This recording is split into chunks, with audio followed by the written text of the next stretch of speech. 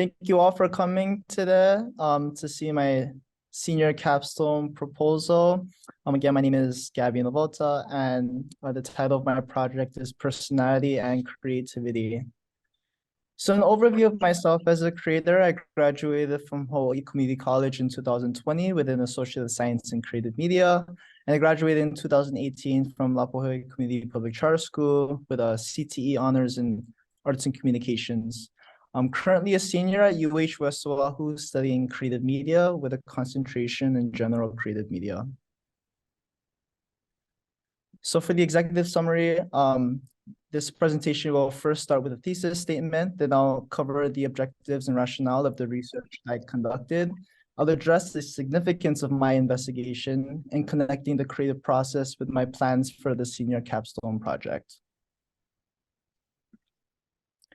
So first of all, my thesis statement. By applying the 5-factor model personality traits, openness, conscientiousness, extraversion, agreeableness, and neuroticism to creativity, a prediction of creative preference can be inferred. So as far as the objectives and rationale for the research that I conducted, I'm going to preface this by first saying that I started my initial research on nostalgia and nostalgic arts, what that is. But going through the creative process, I ultimately stopped with that just because it was getting a bit boring when I was writing about it. So I decided to do it on general creativity and connecting that to personality. So when exploring creativity, I asked what drives our own selection and preference when it comes to creative and artistic works. And I found an article where there's resources of creativity, and it was proposed by Robert Sternberg and Todd Lubart. So those 6 resources are environmental context, intelligence, knowledge, intellectual style, motivation, and lastly, personality. And I'll be diving into personality in the case of this project. And when I was exploring personality, I asked what makes us all different.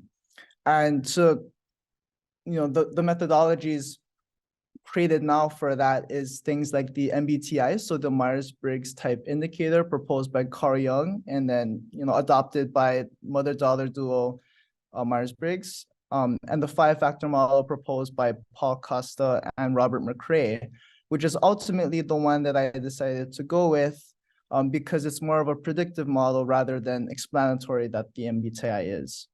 Lastly, I did a literature review, so I investigated the related literature within the scope of this field of research, and I made connections between personality traits, creative processes, and preference for creative works. So first of all, I need to define what the 5-factor model is. So you may have heard it before. It can be called OCEAN. So it stands for openness to experience. So it's one's eagerness to experience new things. Conscientiousness is how structured and organized one is. Extraversion, which is where they decide to gather their energy from, whether it be from external sources or from within. Agreeableness, how trusting or inclined one is. And lastly, neuroticism, which is a measure of one's emotional stability. So to define one's personality using these 5 facets, rather than, like the MBTI, it's you're extroverted or you're introverted, you're measured along a spectrum, and you can always move depending on where they are. And it's the intersections of these different spectrums that makes your own personality and your characteristics. So the first significance of the research that I've done, the first is general descriptions associated with the 5-factor model personality. So I'll quickly go down this table here provided in Mark Killen's book, Personality Theory in a Cultural Context. First, so a high neuroticism person are self-conscious, emotional, vulnerable. High extroverted people are talkative, active, passionate. High open people are imaginative, prefer variety, and liberal. High agreeable are trusting, acquiescent, and lenient. And high conscientiousness, they're hardworking, well-organized, and persevering. The second significance is that the 5-factor model traits can be related to preference for specific creative works. So there was one article I found by a Spanish team who looked at over 50,000 Facebook profiles and connected preferences for different entertainment domains to their own personality traits. So the four tables on the right is a little bit hard to see. So I summarize some of those things into the listing on the left here. So high open likes foreign movies, world music, sci-fi books. Low open like sports shows, R&B music, crime books. High conscientiousness like survival shows, while low conscientiousness likes cartoon movies. Highly extroverted people like hip hop music, while low extroverted people like rock music. High agreeable people like comedy movies, while low agreeable people like prank shows. And high neurotic people like works that evoke sad emotions. So they like tragic movies, but low neurotic people like adventure movies. Continue on data for this second piece of significance. So these two tables are provided from a study that looked at the relationship between music and visual art preferences and some personality traits. So I highlighted the ones here that I would like you to take note of. So the numbers that are positive means that it loads well. So the trait positively correlates with that music or entertainment preference, while a negative number means that they actually don't prefer it. So for instance, if we look at the second table, looking at music preferences, highly extroverted people really like popular music. But if we look at agreeableness, they don't like heavy metal, but they do load well for popular and jazz and world. And if we look at the left side, if we look at emotional stability, because they like things that evokes negative emotions, they load well for abstract and violent visual arts. While looking down at novelty on the second table, it's another word for openness. They didn't load well for religious art, but they did load well for cultures of the world and abstract art.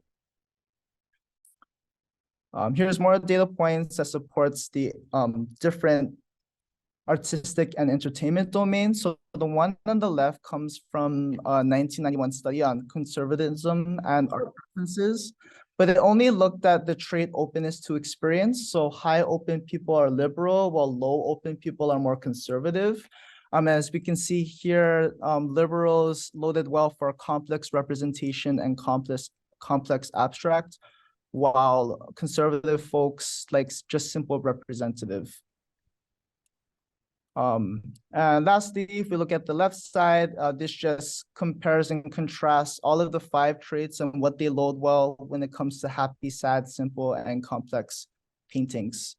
So openness loaded well for complex paintings and happy paintings, while highly neurotic people load well for sad paintings, and agreeable did not load well for sad paintings, and extroverted people didn't load well for happy paintings, surprisingly.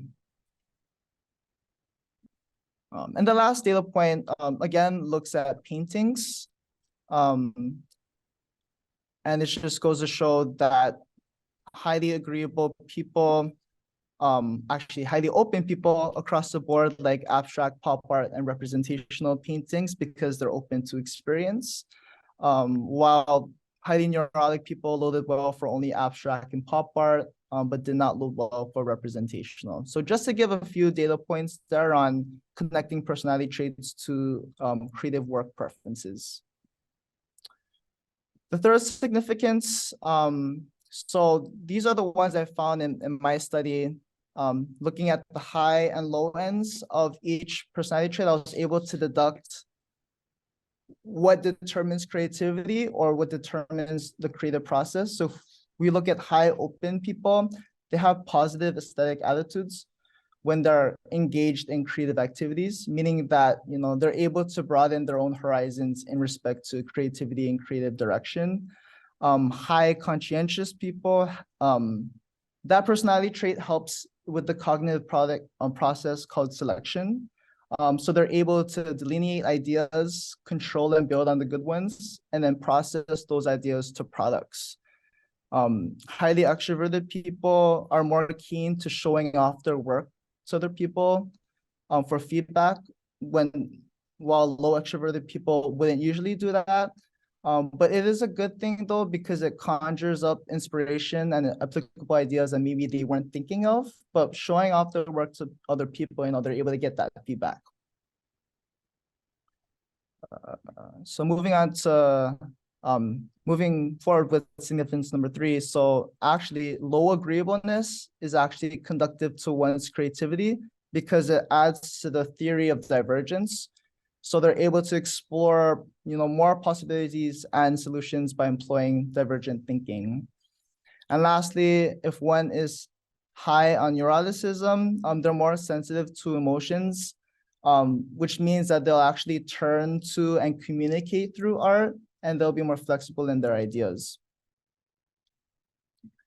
And the last significance actually ties the last significance 1 through 3 together. And I found, at the ending of this semester and looking at all my research, that I've actually created stereotypes through my own study and box people in regards to their own personality types and creativity, which is something I wasn't hoping that I'd do, but I did. So, looking at the future implications of all the significances, I hope to deliver a senior project that will challenge the descriptors, the artistic preferences, and the creative process and ideation methodologies associated with the 5-factor model facets to show similarities and differences amongst people with varying personality traits through the use of creativity and problem-solving prompts.